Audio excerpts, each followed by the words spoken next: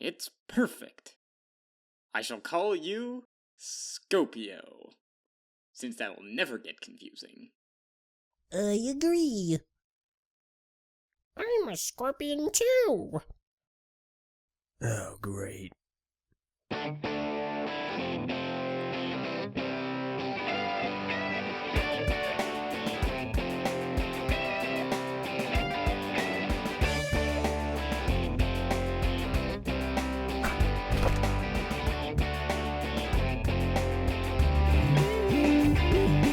Hello everyone and welcome to the recap review. Today we are taking a look at set number 8996, Skopio XV-1. The set contains approximately 849 pieces, was released in the summer of 2009, and during time of release was approximately $90. Here we have it, the big one, big ol' red. Before I get into the review, let me get my disclaimer out of the way. Just because there are pros and cons in this video doesn't necessarily mean they are my personal opinion. I do my best to make these videos as objective as possible, and as such, any and all comments should be taken as either community opinions or as objective facts about the set I can represent here on camera. So please, unless I explicitly say it is my personal opinion, do not assume that it is. Alright? Excellent. Let's get into the review. Alright, so story-wise, the writer's name is Telluris. Telluris is a great inventor. He created this. He made this and he based it off this Scorpio beast. And wow, he did a really good job. So Telluris is actually from the Glatorian species, while not actually being part of the occupation. He is from the Iron Tribe. And of course the Iron Tribe got completely wiped out by a certain dream-eating monster. So let's go ahead and take a look at the Skopio XV-1, because this set is huge. As far as I'm aware, now, this may not be 100% true. Last I checked, it is the largest set ever released for Bionicle. Not size-wise, but part count-wise. So it has the most pieces. However, feel free to correct me in the comments below. Alright, let's go ahead and take care of the rider. And we're just going to go ahead and take these out. Go ahead like that. And then we're going to go ahead and pull that down. There we go. Alright, I'm going to leave the Skopio there because it's a pain to move. Okay, so this is Telluris. Now, let's go ahead and go over the recolored pieces. First of all, I'm fairly certain these are recolors. They're new in yellow. I might be wrong about that. That might have come out in like 1999 with Robo-Riders, or with Throwbots, rather. The feet, I do believe, are new recolors. They're new in Keat Orange. Or did Ranu have them? No, Ranu have them. Man, I'm going just knocking them out of the ballpark. These leg pieces, I am fairly confident, are new in this color. I don't think that Matsunui had them, so you do have those in Keat Orange. You additionally do have these armor pieces, new in Keat Orange.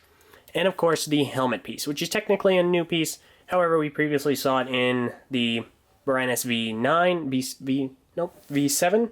Yeah, Brandis V7 in kind of a dark metro green and light green mix. Now, with Telluris, he's been interesting. He's not an Anika build, he's also not an Agori build. He's kind of a mixture of both. And people don't really mind Telluris, but he is kind of weird. His color scheme is gray, silver, yellow, and Keat Orange. And the issue with Telluris is that he's just kind of awkward looking. People don't really like the fact that the instructions ask you to keep these on. Kind of have those just lingering around. You can take them off. They really are optional. Also, his arms are weird. He does have good articulation, though, so the posing does look fine. He's got the standard 3 in the legs, 3 in the arms, and 1 in the head. However, he also has a really tiny torso and long arms and legs. So again, he suffers from that proportion issue that people do have a problem with. So, of course, there's also the issue with the helmet. We kind of see a little bit of his jawline. People are not a big fan of that. However, he isn't really that offensive. He has some new recolors that people do enjoy, and, he serves the purpose as a rider. Speaking of which, let's go ahead and put him away for right now, and let's take a look at the Scorpio. Now, as you can see here, it's big. And one of the things that people really like about it is that it is well constructed. The the ingenuity and the work that had to go into this must have been extensive, because it's big. One of the issues people do have with it is that it's wobbly, but that's because of its size, and the build is repetitive. There's a lot of repetition in the set, and that's mainly due to the giant tank tread legs, because the legs do a lot. So the build is actually rather solid. Of course, aside from the wobbling, there aren't a whole lot of gaps. It is still a Technic build, so you will still see some, but it's got a lot of functionality. It's basically the Axelar of 2009. Let's get into that functionality. First of all, blasters. Up here we do see that we have 2 of these little counters. These are for the game that I will go over at the end of this season in the 2009 overview. You do have the option of either putting both of them up here, or taking one off and putting them on Telluris' back, and there are 2 pegs that you can use to do that. So this entire contraption, we have 2 force blasters right up here, and those do fire, of course. I'm not going to do it though. We also have the Thornax launcher, and it's on a handpiece. Not sure why, but it is, and that works pretty much normally. And of course, as I'm sure you guys also just saw, we do have this contraption. This goes up and down, so you can have it back here, and then like a scorpion, it can come up and go. So you have that. Additionally, you have these panels. So let's say it's down here, and then you can bring it even forward even more, like a lunging attack. And then it's kind of exposing all the Technic inner workings. Of course, then you can just fold it right back up, like so, and then just bring that back. So there you go, there is that. Of course, that's not even the half of it. You have the head, and as you saw earlier, it does kind of move up and down. You can kind of make it move up, make it move down. And when you have it down like that, on the front over here, via rubber band, you can kind of make the jaws do this. You just kind of grab on here, just do that bit. Also, I don't believe there are any new recolors or new pieces on the actual Skopio. I may be mistaken, but I'm not very well versed with Technic. So, any Technic experts, feel free to correct me. So there's that. Now, let's get into its main functionality, and that is its dual mode. You see, this is Scorpion mode. This is how it looks when it's just romping and stomping around. But it can transform. That's right. So you go ahead, you straighten out the legs, go ahead and bring them to the sides. You bring them forward, just like that.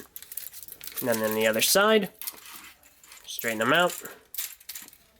Go ahead and make them level with each other, and then bring them like this. Then, you fold them in.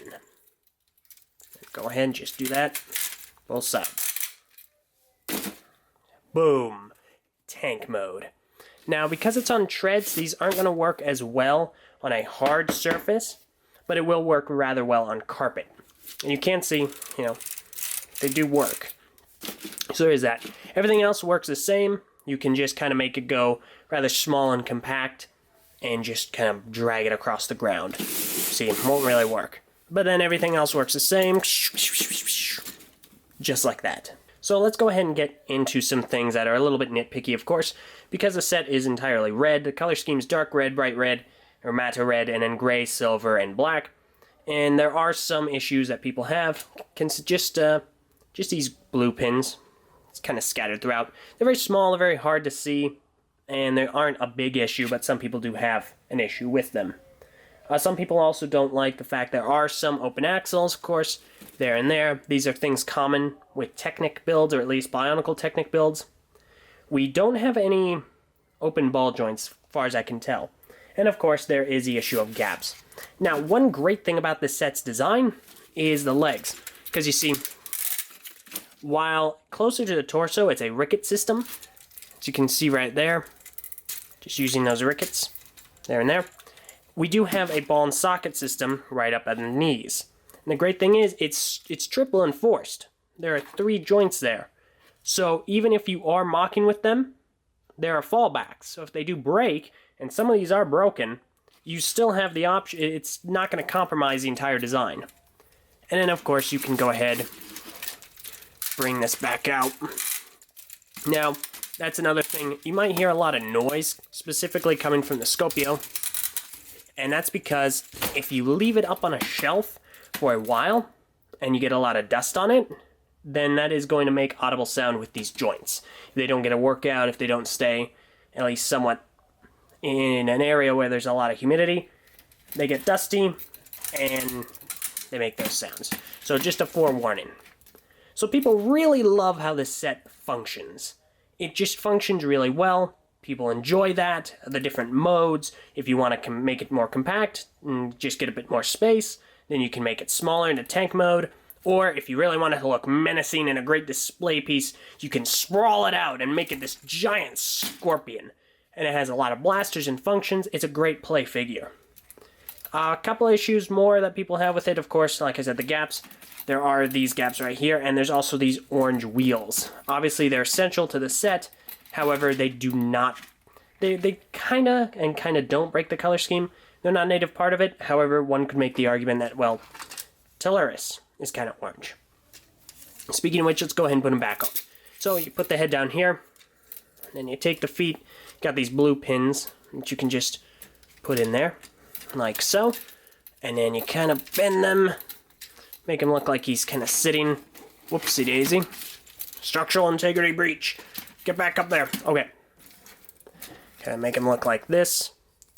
And then what LEGO would like you to do with these, once you stick it back in his head. There we go. Come on. Nope. Nope. We're not going to cooperate. Come on. Come on. And almost there. Okay. So what they want you to do with those is you take them and you put them right in here. I'm not sure what the actual purpose for these are, but go ahead and do that. And then just go ahead and take the hands and put them like so. There you go. And he's on. Now, he is kind of technically, sort of, in The Legend Reborn. We do see him, but since the thing in The Legend Reborn isn't the Skopio XV-1, but just the Skopio creature, it's not really him. They just kind of pass it off as, oh, it's a pattern on the Skopio. It's not. So, there you have it. That has been the Skopio XV-1. What do you guys think? Do you like it? Do you have a preference for a different set? Feel free to let me know either in the comments below or on the TTV message boards at board.ttvchannel.com. Let me know if there's anything you feel I missed or should have mentioned as well. Join me next time when I look over the fabled, the legendary, the one that not a lot of people like, Toa Matanui. Thanks for watching, and we'll see you all then.